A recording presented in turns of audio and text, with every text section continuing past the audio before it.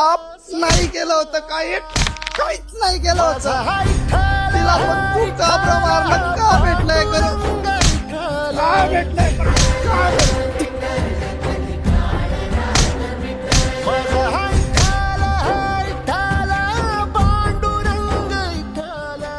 का तर तुझी इज्जत गेली म्हणून तू मारतोय मला.